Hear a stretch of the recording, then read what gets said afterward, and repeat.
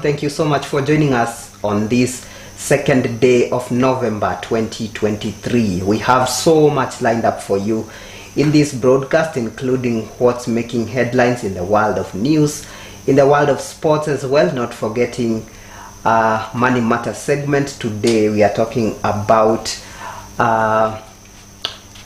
one of the ideas that are loved in the online business, and I'm talking about drop shipping.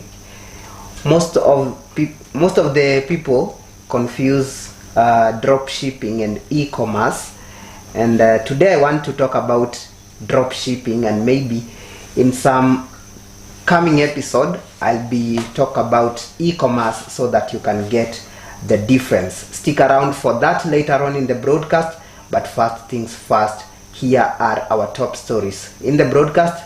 This is Chris MWOLOLO, and our sign language interpreter is Gideon Maina. So let's begin. President William Ruto today hosted King Charles III at the Mtongwe Naval Base, where a program showcasing Kenya's first Marine Commando unit, trained by British Royal Marines, took place as Captain General of the Royal Marines. The King, alongside the Queen, received ceremonial welcome at the Mtongwe Naval Base, where they witnessed the Kenyan Marines who were trained by the Royal Marines demonstrating a covert beach landing, highlighting the results of defense collaboration. Accompanied by President Ruto, His Majesty further proceeded to the dais for a salute by the Guard of Honor, followed by the rendition of both the British and Kenyan national anthems performed by a military band. The UK Royal Marines and Kenyan Marine Commando units engaged for over 12 weeks as part of a training program including physical fitness and amphibious assault. The ultimate goal is to transform the Kenyan Marine Commando unit into an elite fighting force capable of executing specialized amphibious operations to weaken and disrupt threats within the region.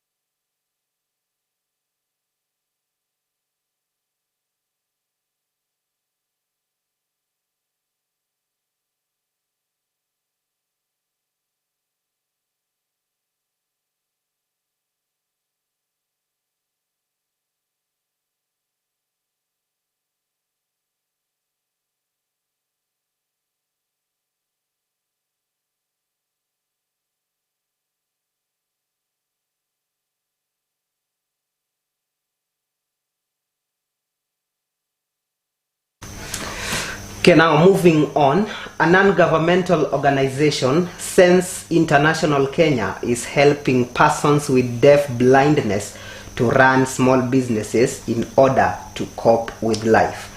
The organization's program officer, Faith Nyaboke, said deaf blindness is a complex disability with high dependency levels on their families, as they cannot see and hear. According to the officer, most of the deaf-blind use touch, smell, sniffing, and tasting things to explore their environment in order to understand what is before them. The complexity of the disability also makes it challenging for the deaf-blind to go through the regular school curriculum, as the Sense International trains them on basic skills, then enrolls them to learn the trade skill through the Technical Vocational Education Training, TVET. In Kakamega, the organization has identified 6 persons with deaf blindness who have been trained to be micro-entrepreneurs. Within this project, we work with micro-entrepreneurs. These are youths with small businesses, and these are persons with deaf blindness. So what we do is we work through partners at the ground to identify these micro-entrepreneurs. We link them up with what we are calling business development service providers, who are like coaches or trainers. And these are people who have experience working with people with deaf blindness, who take them through a 4-module training in business, which involves sales, financial management, investment, branding and marketing, how to keep records, how to make sure that the business is thriving. So you will find that people with deaf blindness in most cases will not go through the regular curriculum or the mainstream curriculum. So you would find that they would be within institutions that are trained on basic living skills, that is activities of daily living, that is toileting, dressing, orientation, how to navigate, because they use touch, taste and smell to navigate the environment. So they are trained on how to use this. So the basic things that you and I learn on a natural aspect, for them it has to be trained. So what happens after the basic training, they will find themselves within the TVET centers, where they'll be trained on poultry keeping, farming, carpentry, and mostly things that are tactual, touch-based. So within this business, within this project itself, we are supporting 36 micro-entrepreneurs. At first we worked with 17, so currently we are working with 19 across Kenya. Within Kakamega County, we are working with 6 micro-entrepreneurs. So you'd find the type of business that they have. One does shoemaking and shoe repair. Another one does shiatsu massage. Getting market for them sometimes is a difficulty, because now people have this voyeur mentality where they would not really believe that these are people who can do it by themselves, and I hope you've seen that they can really, do something. So in most cases you'd find, because of the finer tuning of the product, the business, you'd find that most of their marketing opportunities are within the communities, which is vitambas within the community. And sometimes you'd find that the selling price may be a little bit low. So that's why we are doing an empowerment training to find, because of also lack of a lot of learning and advocacy within themselves, they do not expose themselves or put them in a market front that gives them a competitive edge. Because in most cases you would find that they will be more laid back even within the market when other people are selling, even communication wise. Remember, this is a deaf blind person or has another complex disability, so their communication could be different. So engaging with a customer that doesn't understand their communication methodology might be very hard, so hence making now them having a lower sale margin. But with through advocacy, exposing them to the community, them learning their communication strategies, learning that they are there and they have skills, gives them exposure. And the people now become more curious, like how, when you see them doing this, you become curious and see that they are able to do, and then now support them and give them sales. So in most cases you'd find that they sell within the homestead, because now these, as you say these are deaf blind, they can't see, they can't hear, or they have minimal hearing or minimal vision. So going to a marketplace, they will always need somebody to support them. So in most cases you will find that it's the caregiver who does the business together with them. So you'd find either the caregiver present during the sales, that the ones at the market, and this youth is the one who is doing the business at the background. That is, if they are making the mats, they're doing it at home, and then the mother comes with them to the soko, or they are together. In some cases you also find them sitting together within the market, because remember, because of the high dependency, if there's nobody to care for them at home, it's this caregiver who will need to be present. So in some cases you'll find them together at the selling place, which is either a market area or within their shop, within nearby the homestead or a community market. So that's where most of their sales go through. The Narok County government and elected leaders have been urged to come out and provide support to the Masai Mau Forest evictees' families with food, shelter and healthcare as the families await to resort back to their land. Speaking to the media in Narok town, the Narok youths pleaded with the county government and elected leaders to visit the affected families and provide them with any form of support. According to the youths, the Maasai have been in the forefront in the previous evictions, supporting the eviction of illegal encroachers by the government. They further appealed to the government security forces to conduct the evictions in a humane way. We need the boundary to be marked clearly.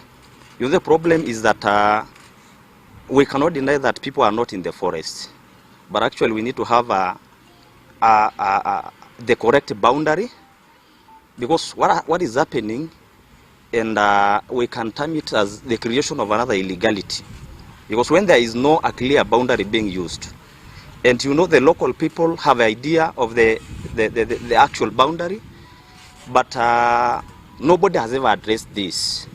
We have never had the CS coming out clear about this. We've never had the members of National Assembly. We've never had the MCS visiting that area. No notice served. So to us, this is a kind of mistreatment, because you cannot evict people without giving a notice. No notice served, and it is a hard time. We were expecting El Nino, so this is inhuman.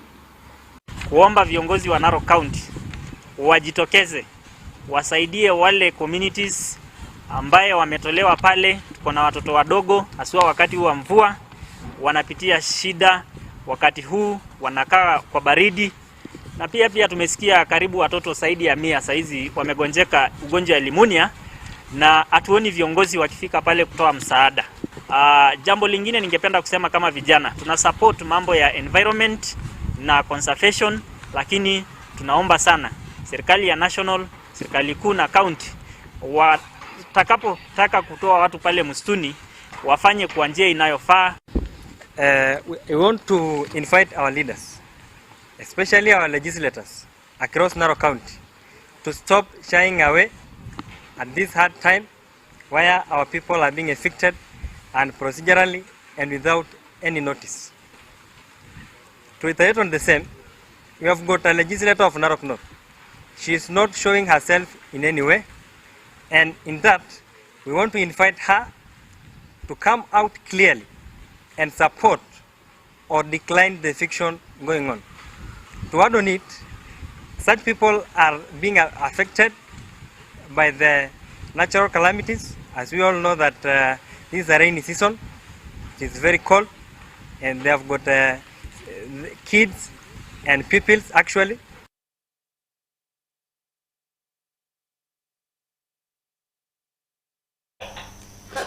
Elsewhere, a section of Kiambu County Assembly members have threatened to file an impeachment motion against Governor Kimani Wamatangi.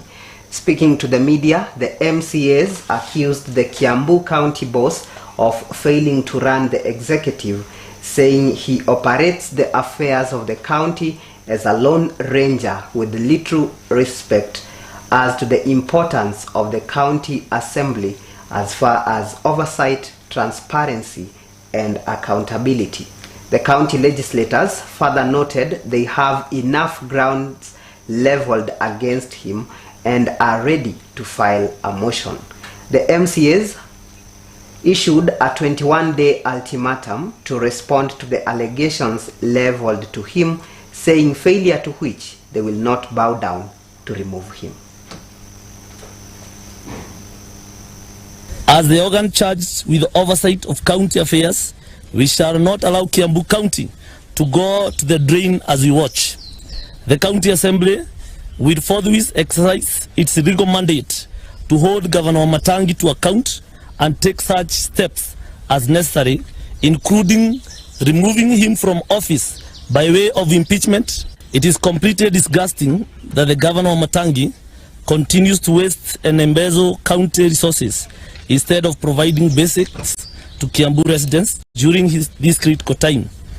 It is clear that the Governor Wamatangi continues to treat the people and other Kiambu readers with extreme contempt and arrogance. We are saddened by the state of our health facilities, which by the hour move from bad to worse. The Constitution provides for citizens' right to life and highest attainable standards of health, which we confirm that the current facilities we have are way short of upholding. Within the next 21 days, we are going to proceed and file a notice of impeachment, a motion of impeachment to the County Assembly of Kiambu. Yes, we do. We do have enough numbers, and we are all tired. There is no way governor has continued to make our roads using soil. Instead of doing maram roads, he's pouring soil.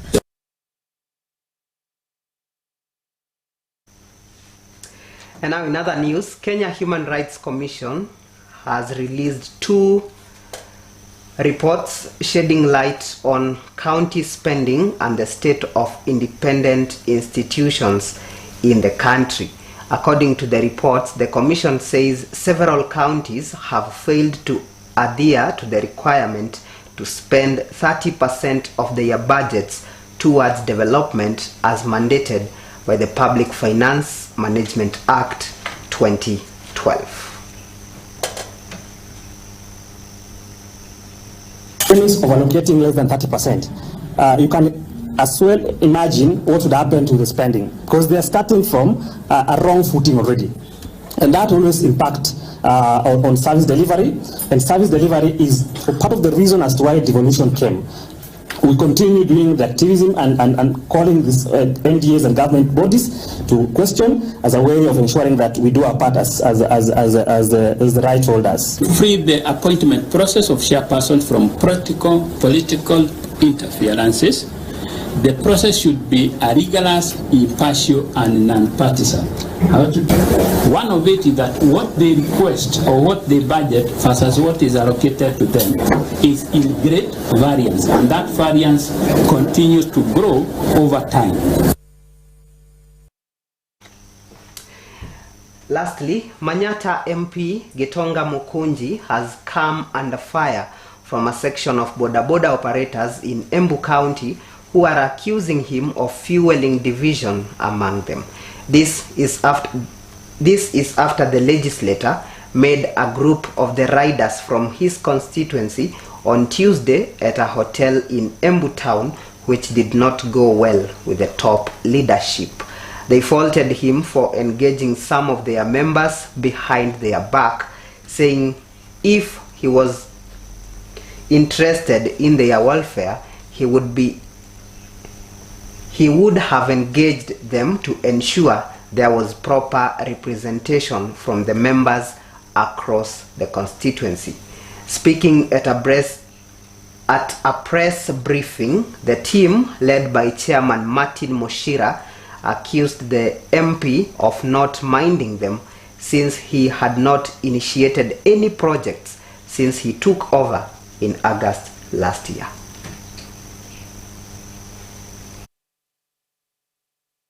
Tumepata information ya kuwa mjumbe wa Manyata ambaye ni Mokonji amekuwa na mkutano ama kikao na vijana wa bodaboda ambao waliclaim wengi wao ni stage chairmans, ambapo hiyo imeleta mzozo kwa stage kwa sababu mwenye alikuwa anaitana alikuwa anaenda kuita supporters wa Mokonji, hakuwa anaita stage chairman aswa wenye wako kwa stage. Saa hii the same MP kwa hiyo mkutano amesema hajaalikwa dina na amesema ajui mambo ya dina ambayo governor wetu Honorable Cecily Mutito Mbalile pamoja na patron wetu wametengeneza sababu ya kukusanya pesa ndio waweze kusaidia mtu wa bodaboda hapa Embu County. Tunajua kila mwaka unapatanga milioni 140. Unaweza ita vijana wa bodaboda kwa mkutano uambie umefanyaje na hiyo pesa kitu yote ya kusaidia vijana wa bodaboda. Hakuna. Mimi nitakwambia hivi, wacha kupiganisha watu wa bodaboda. Sisi tuko nyuma ya governor, tutasupport governor na tutasupport pamoja na patron wetu. Tulikuchagua tutetee, lakini hatukukuchagua ukuje ugawanyishe watu wa Manyata. Kama umeshindwa na kazi, tafadhali my friend, sisi tutakuruhusu miaka yako ine ishe uende nyumbani polepole. Kwa tumeita Mokonji ndio tuweze kujadiliana jinsi gani tunaweza kujiendeleza sisi kama wana bodaboda. Tena kuna jambo ambalo tulilitokea tukaonelea ni vyema tuweze kukutana kama picking based chairman, ndio tuweze kujua ni vipi tutaweza kulitatua. Tulikuwa machairman wa hizo picking base kwa karibu zote za Manyata. Tukaita mheshimiwa ndio tujue kutoka tumchague amekuwa akifanya mambo. Tulikuwa tunataka kumwambia tunaona kile anafanya na tena atuelezeni mipango mipi yako nayo kuhusu watu wa bodaboda tunapoendelea. Na alituambia kwamba inamo ifikapo Januari ametenga shilingi milioni 3 ambazo zitakuwa za kulipia watu wenye hawana license kwa hii sekta wapate. Aliongelelea mambo ya Uwezo Fund, akasema wale vikundi wamejipanga, pesa ya Uwezo ni ya serikali na iko, so ofisi yake ili kutuletea forms tujaze ndio wale wamejiunga wapate hiyo Uwezo Fund. Sasa hii ni wakati wa mvua. Tukienda kuangalia vijana wengi tunabebea kwa mvua. Kwa hivyo ile kitu. Alright, and those are the news updates. We are now taking a short break right here on Science TV Prime News. When we come back, we'll give you some sports news before getting into the Money Matters segment to talk about drop shipping. Stay with us. We are coming back in a short while.